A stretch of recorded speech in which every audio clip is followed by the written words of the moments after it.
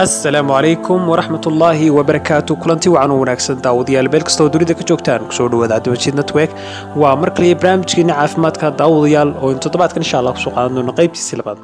qaybtan daawadayaal waxaanu kaga hadli doonaa ama barnaamijkeena caafimaadka qaybtiisa labaad waxaanu kaga hadli doonaa dhibaatada ka dhalan karta maydhashada faraha badan ama xad dhaafka waxaynu ogsoonahay diinteena islaamka ee suuban ay nagu dhiirigelisay in nadaafada ku dadaalno isla markaana ay ku tilmaamtay in nadaafadu tahay qayb iimaanka kamid ah ama iimaanka barkii iyadoo ay sidaa tahay haddana dhakhaatiirtu waxa ay qabaan in qubayska maalinlaha ama joogtada ah uu daran yahay caafimaadka qofka waxayna sheegeen in qofka maalin walba qubaysta in jirkiisu uu qalayl noqonayo isla markaana uu cuncun ku dhasho taasoo sababaysa inay bakteeriyadu si fudud maqaarkiisa u gasho oo uuna u nuglaado xasaasiyadda iyo cudurrada maqaarka ku dhaca inta badan waxayna qabaan in qofku laba mar ama saddex mar uu isbuuci qubaysto kolba waxa weeye sida caafimaadkiisa ku jirta ayaa inta badan marka waxyaabaha ay runtii ku taliyaan waxa weeye dhakhaatiirtu waxa weeye arrinkan sababta loo sameeyo waxa uu aad u saameynayaa waxa weeye inta badan arrinkani dadkeena horta magaalooyinka kulul ku nool oo laga yaabo in maalintii ay dhowr jeer maydhaan ama laba jeer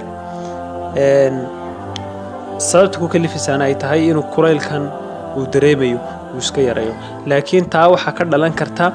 in qofka maqaarkiisa maadaama qofku saabuuntan iyo shaambogan ku maydhanayo waxay qalajiyaan qofka maqaarkiisa waxaanay ka kaxaynayaan maxay subaga ama saliidii uu waxa weeye maqaarku lahaa taa marka jirka qaleyl ku keento qaleylka faraha badan wuxuu ku keenayaa in waxa weeye uu maqaarkii waxa weeye dildilaaco ama waxa weeye uu qaleylo kadibna bakteeriyadii ay si yar fudud u gali karto qofka jirkiisii ay cudurro badan ku keeni karto oo waxa weeye ay ka mid yihiin cudurrada maqaarka inta badan ku dhaca marka waxaan lagu taliyaa inuu qofku uu ugu badnaan ama ugu yaraan uu 2 cisho maydho toddobaadkii sidoo kale hadduu ka badan karna 3 cisho uu maydho saasa runtii caafimaad ahaan qofka u wanaagsan waxa weeye jirkiisana uu ilaalinaya waayo jirku wuxuu iska difaacaa xanuunada oo waxyaabaha soo gelaya isaga sidiisa iskaga difaaca iyadoo nadaafad darrada ama maydhashada oo yaraataana ay runtii iyadoo lafteedu ay keenayso in waxa weeye xanuun ay jirkaaga ku dhashaan waxa weeye ay dhibaato ku soo gaadho markasta dhexdhexaadka